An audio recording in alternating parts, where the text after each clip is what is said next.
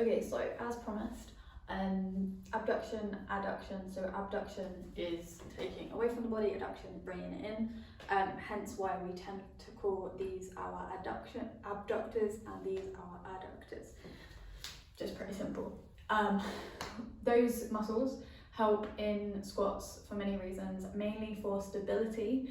And one of the common kind of mistakes you see people doing is if they're not using their abductors, or if their adductors are too tight, sometimes it can be the opposite way around as well, then the most common fault is seeing the squat and the knees dropping in on the way down and then on the way back up. And what that does is cause a lot of pain on that inside of that knee right there.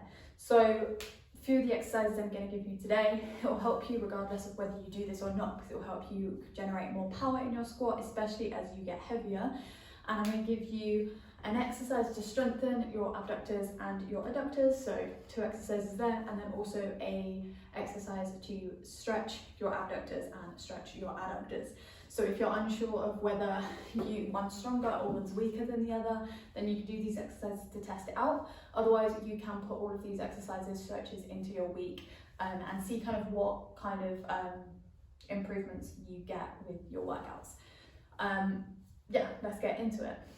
So to strengthen our abductors, so the muscles on the outside of our glutes, they're actually normally called the upper glutes rather than the outside glutes, but just for simplicity, because that's where most people remember them and it's going outwards, I will call them the kind of outside glutes. You want to take the leg away from the middle of the body, so you want to do that abduction movement. So the most simple way is to grab yourself a booty hip band or hip circle. You can also use the seated abduction machines at the gym, or you can use the standing, the cable machines that do standing abductions. But just for simplicity, because most people have these and I want to make this as accessible as possible, we're going to use this one. And what you're going to do is you're going to bring it up over your knees up to your thighs, play around with where you feel most comfortable and you feel the most activation from. You don't want it at any point to cover the joints, so make sure it's kind of just above the knees or in the middle. Sometimes you might feel in some variations that you feel it better if it's higher up. We do this here. I'm going to lean back and squeeze down into my lats, use my abs, and then I'm just going to take the leg out and in. Yeah, and I'm going to make sure I'm still using my abs to keep the upper body nice and stable, so I'm pulling my ribs down to my pelvis, and then I'm just pulling out, really thinking of these outside glute muscles, and then coming back in. You can hold it, you can pulse, you can do loads of different variations. I like the pulse variations when you go out, pulse, and back in. You can also do single-sided, so you can pull one side and then the other side. This, you'll work both, because when you pull this one, you'll be using the leg that's moving with the glute, but then you'll also use the glute to stabilize the leg that you're holding still. So I really do like the single leg versions. You can obviously play around with sitting on the end of the bench. You can play around with lying down and doing them. And a personal favorite of mine is to bring the legs really close, come up, roll up through into a hip extension movement and do them here. So I'm coming out and back in, because this way I'm working my extensors by coming up and my abductors by going out on the outside. And that's your glute, min, med, or your abductor exercise. If you have any questions on that, obviously let me know. Into the stretch, you're going to go into, so come back, you're going to take one leg on the bottom underneath, the other leg on top. If you can't get into this position, then just come a bit looser, it doesn't matter where you are, and then you're going to roll forward and extend over. And what you're doing with this is you're stretching into the glute, min, med, and also your piriformis, and that's your really deep turnout muscle in your hips. So slightly different muscle, but all around that same area, and it's going to help you with the same thing. So if you're very tight in that muscle and you're struggling to kind of get the flexibility anywhere, then that will really help you there. So you're going to reach forward and you're just going to relax over, and you should feel it in the glute of the top leg. So if I switch over just so I can talk at the same time, coming over, reaching forward, and I'm feeling this right in here, in the outside of the muscle here. So you're just going to reach forward and breathe into the stretch. So you can do each of those on each side. You don't want to hold it for too long, so maybe 10 to 20 seconds on each side, just to start off with, and then you can work your way up.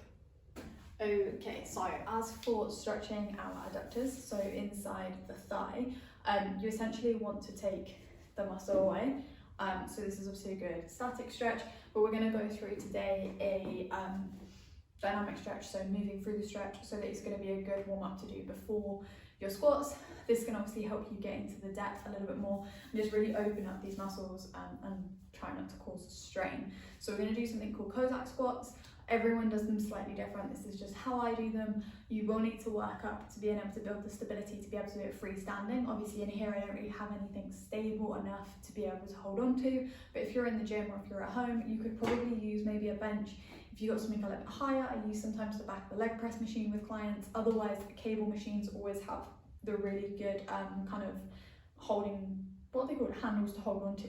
But I'm going to show you them freestanding, and then you'll be able to figure out how to do them in your own time. So as I said, we're trying to get more mobility or stretch through this muscle, but also more mobility on the inside and the outside of that hip joint, okay? So you're going to take the legs wide into a sumo position, and then you are coming down to the side into a side lunge, keeping that knee over that foot, sitting down, dropping the leg in, because then you're going to work that internal rotation as well as the external.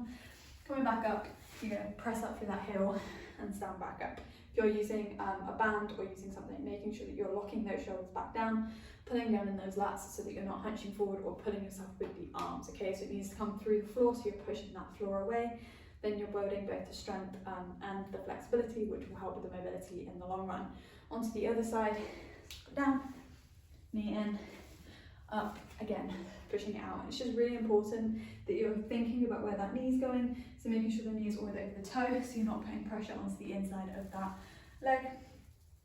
Down and back up. If you are going to obviously bring the knee in, then you want to also bring the foot in so that it's not dropping in too much. Out, down, and then back up. And they are your Cossack squats, and that is the mobility exercise I'm going to give you for your inside thighs. When it comes to strengthening them, you're quite limited, but there is also lots to do. And if they're quite weak, then you'll have problems in all sorts of parts of your squat, especially going into your depth and coming back up. So what we're going to do is I'm going to use a bench for this one. You can also use the machines in the gym, so the one opposite to the abductor machine where you take the legs out. There's also one where you squeeze it in. You can also get balls to put inside and squeezing the balls. But this is, I find, the most versatile that you can kind of do anywhere, and you can modify it quite well too. So you're going to lie down on the side. I find it much easier to have your forearm down, but you could also be on your hand. Depends how tall your bench is. And then you're going to take one leg up, straighten the leg, come up into a side plank, and then you're bringing this leg into this leg. So it could be straight, it could be bent. I'm going to do it bent. You're going to bring it up and down, up and down. And you should feel this in that inside thigh, squeezing to pull the leg together. So as I said before, the whole point in adduction is bringing the leg or the arm into the midline of the body. So yeah, making sure in a straight line here, up and down. Obviously if you straighten the leg, it'll be much harder because there will be more weight on the lever. Hopefully that helps. If you have any questions about either of those movements, obviously let me know. Otherwise, that is the whole of this week's video. I'm sorry this is delayed if you're watching this on time. This was supposed to be up last week. If you have any questions, let me know. And otherwise, look forward to the extension video, which is coming up next.